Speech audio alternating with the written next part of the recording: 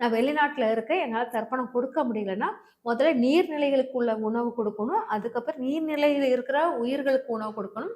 அப்ப மனித ரூபத்தில் உள்ள மனிதனுக்கு ஒரு இது சமைக்காத உணவே கொடுக்கணும் அப்படிங்கிறது. ம். அதுக்கப்புறம் இது குடுத்த பிறகு வீட்ல நீங்க சமைச்சு வச்சு, பூஜைலாம் முடிச்சு விரதம் இருந்து சமைச்சு வைக்கும்போது, கரெக்ட்டா 1 டூ 2 மத்தியானம் அந்த நேரத்துல படையல் வச்சு சாமி கும்பிடணும். அங்க அ இறந்தவங்களுக்கு கும்பிடணும். கும்பிட்டுட்ட பிறகு அது காக்காக்கு உணவு வைப்பாங்க.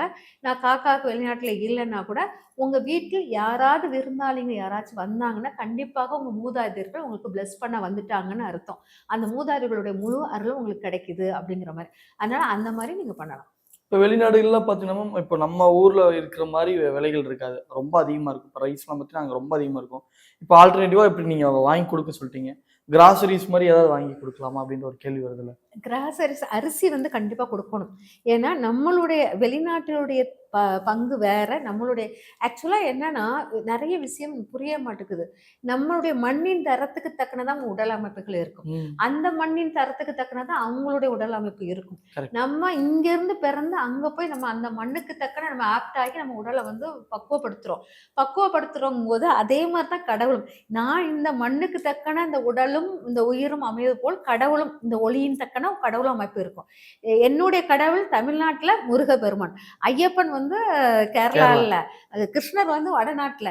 இப்படி நம்மளுக்கு வந்து ஒளியின் அளவுக்கு தக்கன என்னுடைய சூரிய ஒளி இங்க இவ்வளவு இருக்கு. அதுக்கு தக்கன கடவுள நான் வந்து முருகர எடுத்திருக்கோம். அதே போல தான் இந்த இடத்துக்குள்ளேயே நம்மளுக்கு இந்து கடவுளை இவ்வளோ பிரிச்சு வச்சிருக்கோம். ஜெருசலத்துல அந்த இடத்தினுடைய ஒளியின் தன்மை, பனியின் அளவையும் பொறுத்து ஜெருசலத்தில இயேசுநாதரை எடுத்திருக்கோம். முஸ்லீம்ல இது வந்து ஒளியின் அளவு வைத்து தான் இறைவனுடைய உருவ அமைப்பே இருக்குது. இப்ப நீங்க இந்த அமைப்புல தான் நம்ம இந்த இடத்துல தோன்றி என்னுடைய கலாச்சாரத்த அங்க கொண்டு நிர்ணயம் பண்றோம். அந்த மண் வேற. அந்த மண் நம்மளுடைய கலாச்சாரத்துடைய பண்புகளை ஏற்க ரொம்ப கஷ்டம். அதனால தான் அங்க உள்ள ஜீவராசிகளுடைய அமைப்புகளே வேற மாரி அமைப்புகளா தான் உண்மை, இருக்கும். உண்மை. அப்பங்கும்போது நான் என் மன திருப்திக்காக இந்த தர்ப்பணம் பண்றேன். ஓகேவா? இதுல வந்து என்னுடைய மன திருப்தி என்னன்னா, எனக்கு அரிசி சோறு சாப்பிட்டா தான் திருப்தி. ம். நான் போய் அங்க உள்ள இத வந்து சாப்பிட்டா பீஸா, எனக்கு திருப்தி பர்கர் சாப்பிட்டா திருப்தி ட்ரூ, ட்ரூ. இருக்காது. அப்போ வந்து நீங்க இந்த இது நீங்க சொல்றீங்களே இந்த பொருட்கள குடுக்கலாம். அப்படிலாம் மாற்று கிடையாது. உங்களுடைய திருப்திக்கு 1 கிலோ அரிசியாச்சும் வாங்கி குடுத்துறணும். அதுதான் முக்கியம். கண்டிப்பா.